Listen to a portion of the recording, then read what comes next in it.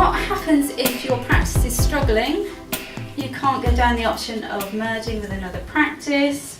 There's nobody else that can take you over, an NHS trust or something like that. You can't recruit any new partners. Potentially, you might be looking at a closure. Not very common at the moment, but you've probably seen in the press and know of other practices that have closed. And it's not as simple as just closing the doors. There are responsibilities and liabilities of the partners. They can't just say, I've had enough, we're shutting up. So things you need to be aware of. Normally, the partners will need to give 6 months notice. So for either a GMS or PMS contract, normally 6 months notice, potentially shorter time if it can be agreed with NHS England. So if you decide to give your contract back, what will happen to your patients? Well, if a new contract is issued, the patients will transfer to the new provider. If the practice closes, potentially the patients will just be redistributed to other local practices. And that will probably be a key point in how the CCG deal with your request to close your contract. If you're in a city centre and there are lots of other local practices, they may potentially just let you close. But if you're in the middle of nowhere, the nearest practice is 10 miles away, potentially you might get more support from the CCG. So it is very variable. What will happen to your staff? So new contract issued to a new provider, staff will probably 2p across, straightforward. No responsibility left with the partners. The practice closes, there's no new contract, expensive, redundancy costs, legal fees. You need to be aware you cannot just shut the doors and walk away. Very expensive in terms of staff.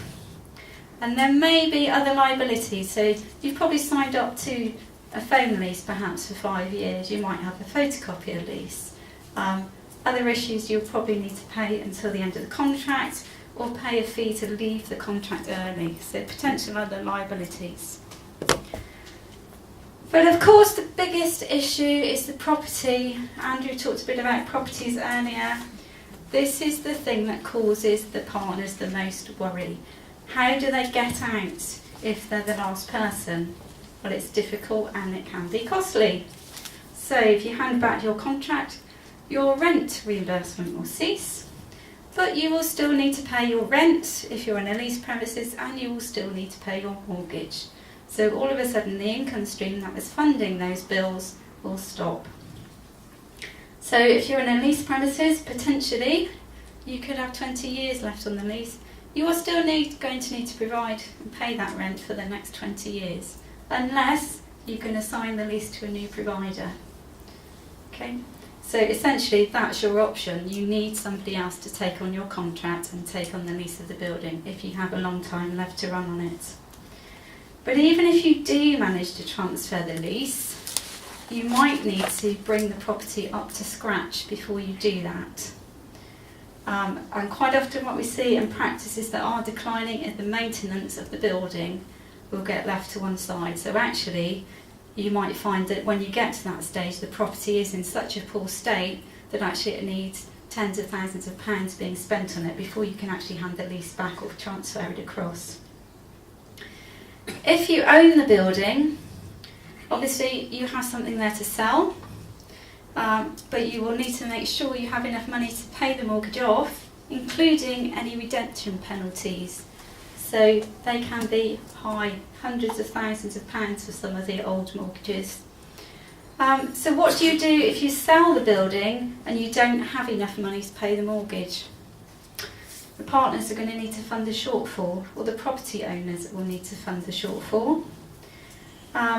So options could be perhaps keep hold of the building and try and rent it out to somebody else. Keep hold of the building and develop it.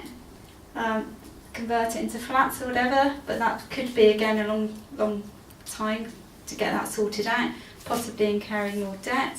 Try and sell it to a developer. If you do keep hold of the building and try and lease it to a new tenant, the bank will probably want to refinance the mortgage. Andrew mentioned before, you're likely to get a better mortgage rate if you're continuing as a GP premises, but once that stops, the bank will probably want to remortgage.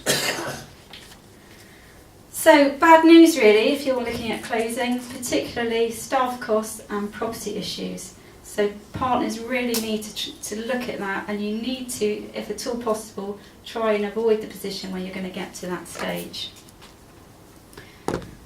So hopefully, more commonly, you won't be dealing with a practice closure. You'll be dealing with a partner who wants to leave the practice.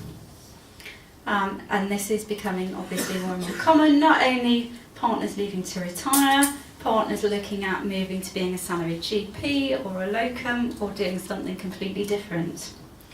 So if one of your partners comes to you and says, I want to leave, I'm handing in my notice, what do you need to do? First thing is to look at the partnership agreement and see what the clauses say about somebody leaving. So check that they've given the correct notice period. You haven't got somebody else who's also given notice at the same time. Check when they will need to be paid out for their current account. Check if you need to prepare a set of accounts up to the date that they leave. Now normally for Lentells clients we don't tend to do that, and even if it says in your partnership agreement that you have to do that, if all the partners agree you can just prepare the normal annual set of accounts. We tend to prepare a normal 12-month set of accounts and time apportion the profits, but you would need to see what it says in your partnership agreement. Look at if they're a property owner when they need to be paid out for their property share, and if you're in a leased premises, are they still named on the lease? So lots of things to think about, but hopefully all the relevant bits will be in your partnership agreement.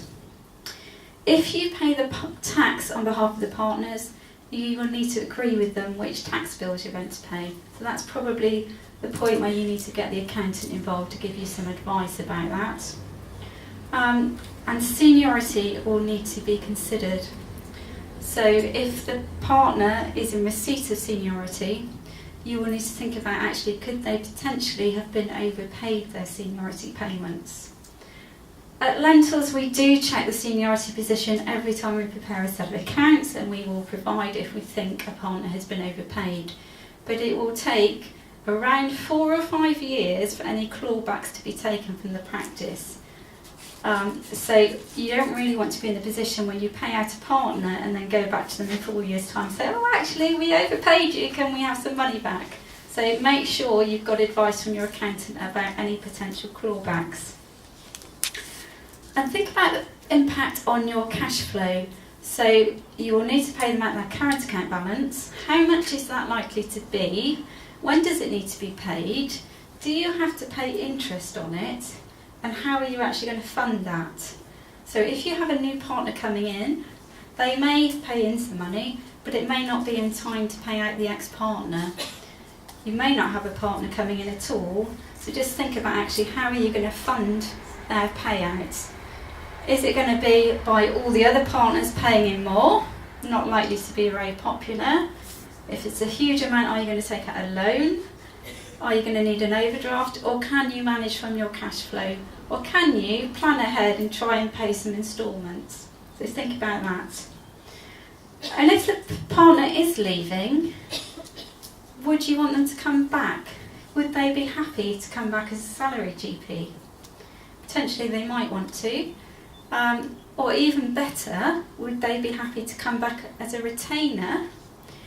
They can do that as long as they don't want to work more than 4 sessions a week or do any work outside the practice. And the bonus for that is you get £77 a session as reimbursement for them. So actually you could be quid in if they want to come back as a retainer. If they're drawing their NHS pension, you won't be paying 14.38% into a pension scheme for them either. You might need to put them in an auto-enrolment scheme, but that's 3% compared to 14%. So it could be a good deal all round. So think about that.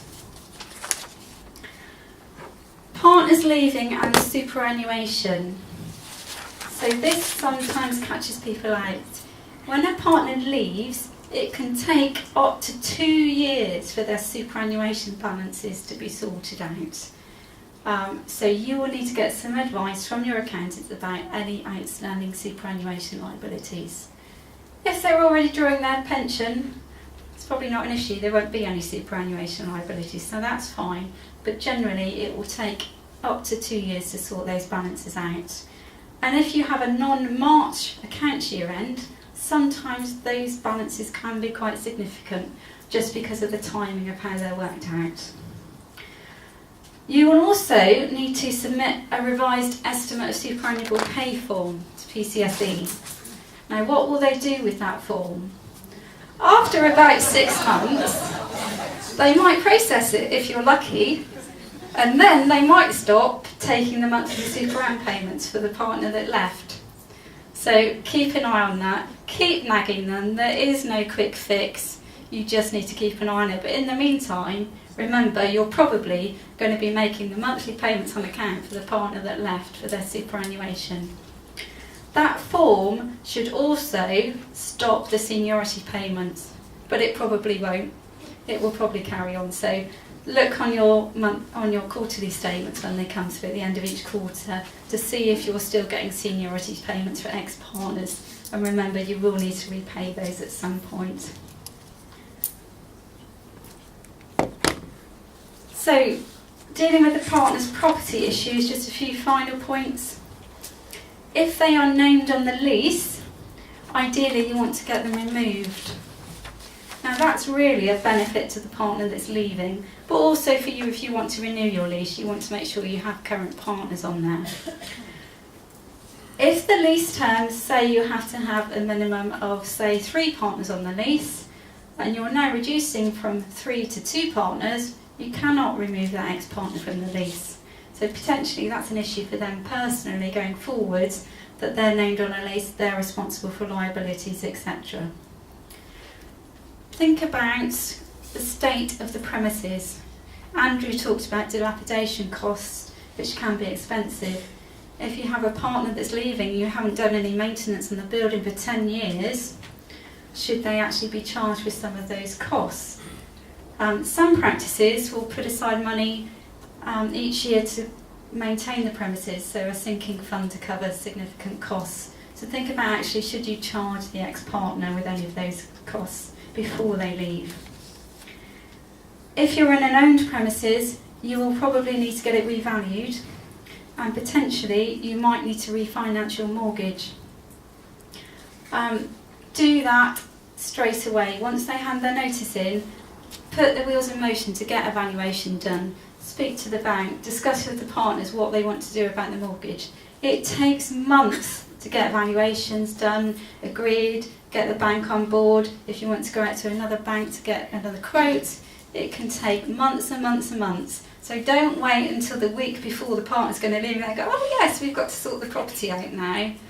Just do it as soon as they tell you that they're thinking of leaving. And then if they do own a portion of the property, check to see if their names are on the title deeds. They may not be, but you need to get them removed if they are on the title deeds and they're selling their property share.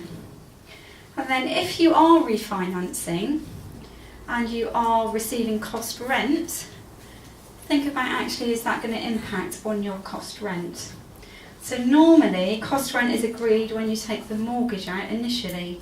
If you then change the mortgage, you need to inform NHS Property Services, and they may then move you to notional rent.